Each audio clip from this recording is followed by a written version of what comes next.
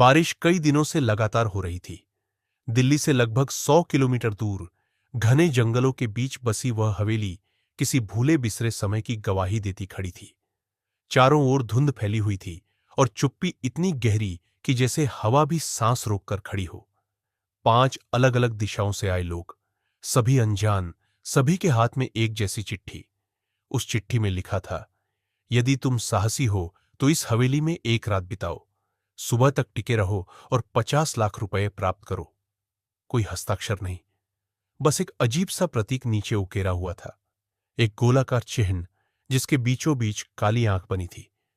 आरव पेशे से पत्रकार था। वह कई बार ऐसी अजीबोगरीब खबरों का पीछा करता रहा था।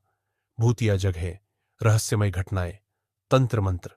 उसे लगता था कि इन सब में सच कुछ नहीं, बस सनसनीखेज कहानियां होती हैं। लेकिन इस बार रकम इतनी बड़ी थी कि वह इनकार न कर सका।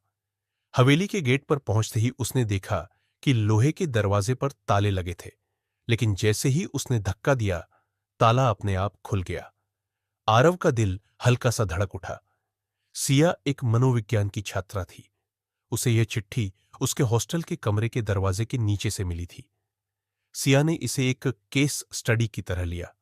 वह सोच रही थी, शायद यह किसी प्रोफेसर का प्रयोग हो, डर और व्यवहार पर आधारित। वह जब हवेली के पास पहुंची तो आरव को देखा। दोनों ने बस सिर हिलाकर अभिवादन किया, मगर न कोई मुस्कान, न कोई अपनापन। दोनों जानते थे कि यहां दोस्ती निभाना मुश्किल होगा। राघव एक व्यापारी था।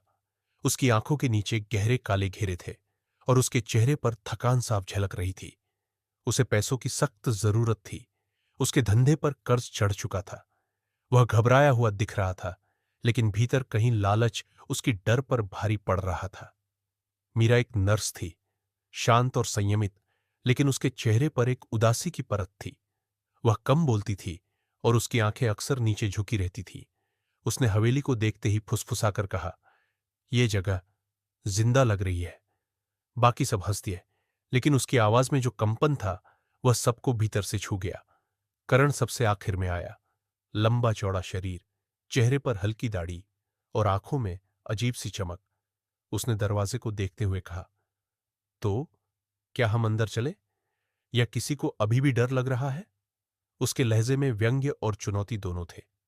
हवेली का पहला कदम जैसे ही पांचों हवेली के भीतर दाखिल हुए, दरवाजा अपने आप धड़ाम से बंद हो गया। सभी चौंक उठे। राघव ने तुरंत हैंडल खींचा, लेकिन दरवाजा एक पत्थर की दीवार में बदल चुका था। आरव ने कैमरा निकाला और रिकॉर्डिंग शुरू कर दी। ये तो दिलचस्प है। लगता है किसी ने इस जगह को अच्छी तरह डिजाइन किया है। पर मीरा धीरे से बोली, नहीं, ये इंसान का बनाया हुआ नहीं हो सकता। अंदर का दृश्य बाहर से भी ज्यादा डरावना था। दीवारों पर काले धब्बे फैले हुए थे, मानो नमी ने वहां आकृतियां बना दी हों। लकड़ी की सीढ़ियां कर्र कर्र की आवाज करती थी। सबसे अजीब था वह हल्की धड़कन जैसी आवाज, जैसे कोई दिल बहुत गहराई में धड़क रहा हो। सिया ने कान लगाकर कहा, क्या तुम सब सुन रहे हो? करण हंस पड़ा, ये तुम्हारे दिमाग का वहम है। लेकिन आरव और मीरा ने भी वह आवाज सुनी थी। वे एक बड़े हॉल में पहुंचे। बीचों बीच एक गोल मेज रखी थी और उस पर 5 पुराने से दीपक। दीवार पर टंगी घड़ी की सुइयां उलटी दिशा में चल रही थी। अचानक दीपक अपने आप जल उठे। पांचों एक दूसरे को देखने लगे। दीवार पर छाया बनी। छाया उनकी नहीं थी, वह किसी छठे इंसान की आकृति थी, लंबी और दुबली, सिर झुका हुआ और हाथ में कुछ धारदार पकड़े हुए। मीरा कांप उठी। यह यह छाया किसकी है? कोई कुछ कह ही रहा था कि छाया धीरे धीरे लंबी होने लगी और दीवार से उतरकर फर्श पर फैल गई। उसकी दिशा सीधा राघव की ओर थी। राघव पीछे हटने लगा, लेकिन छाया उसके पैरों से लिपट गई।